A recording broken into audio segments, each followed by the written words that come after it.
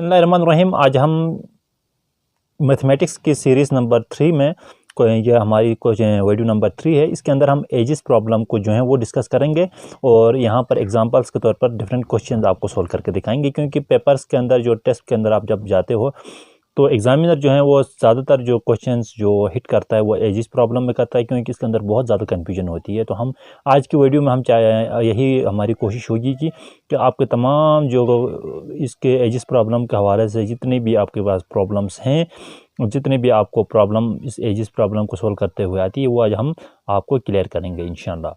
तो सबसे पहले हम मूव करते हैं इसके रूल्स की तरफ। देखिए, बहुत ज़्यादा कैंडिडेट जो हैं वो ये एगो, बैक, बिफोर, आफ्टर, हैंस और इन में जो है वो ये आगे चला जाता है या एजिस में पीछे, क्या मतलब इसके अंदर समझ में नहीं आता। देखें, ये नाउ है, नाउ ना ये प्रेजेंट टाइम में है। नाउ का मतलब क्या है? आपका प्रेजेंट टाइम में।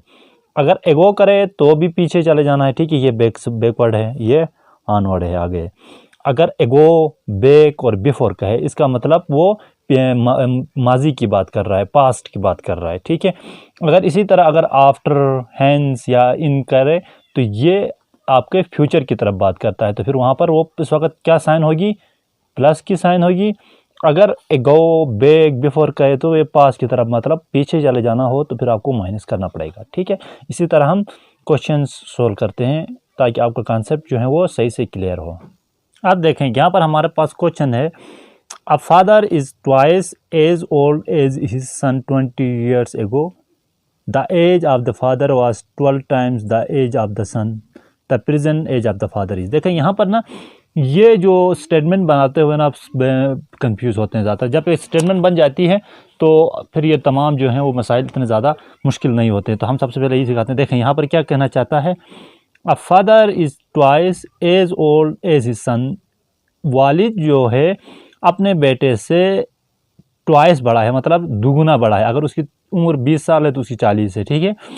His son 20 years ago। देखो, अब हमने पहले यहाँ पर आपको बता दिया था कि एगो आए, आफ्टर आए या जो बिफोर आए, तो इन नाम पे क्या करना था, यहाँ पर बताया था। देखो, एगो, बैक, बिफोर आए तो पास की बात कर रहा है तो वहाँ पर माइनस करना है, ठीक है। ये चीज़ें आपने समझना ना, यही चीज़ें अगर आप समझोगे फिर आगे आपके लिए कोई मुश्किल नहीं है। Ago, the age of the father was 12 times the age of his sun.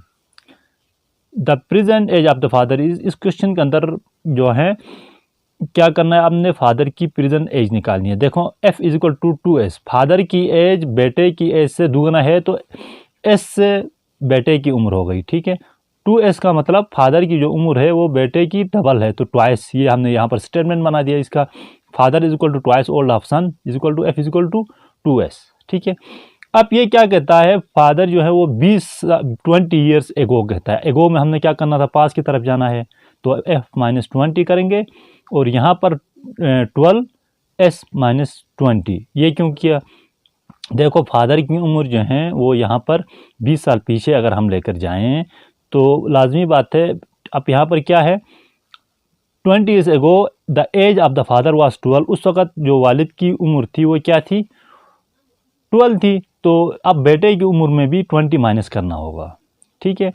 s-20, पहले यहाँ पर बेटे की उम्र सिर्फ s की थी, लेकिन यहाँ पर 20 साल हमने एगो पीछे चले जाना है, तो फादर की एज में भी -20 कर दिया, तो बेटे की एज में भी आपने s-20 करना है, ठीक है। अब यहाँ पर क्या कहते हैं, put the value of in equation of f in equation. देखें, ये इक्वेशन है ना, इसको समझना है। f is equal to 2s, तो अब यहाँ पर जहाँ जहाँ f है वहाँ हम 2s लिख सकते हैं, ठीक है।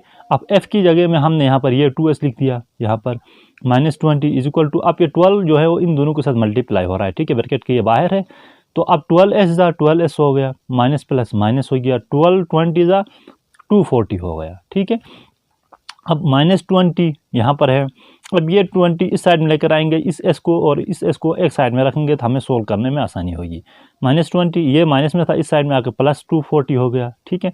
अब यहाँ पर 12s पहले से है, 2s यहाँ पर प्लस में था तो इस साइड में आकर माइनस में हो गया, ठीक है।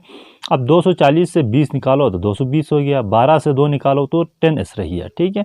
अब यहाँ पर 10 यहाँ पर लेकर आओगे तो क्या होगा, 220/10 इज इक्वल टू s होगा। ये 0 इस 0 से कट गया तो s की जो है वो क्या हो गई, उम्र 22 साल हो गई। तो s से हम कौन सा था, s से बेटे की उम्र थी, तो बेटे की उम्र उस वक्त कितनी हो गई, 22 साल हो गई। तो अब हमने तो फाइंड करना है present age of the father, ठीक है।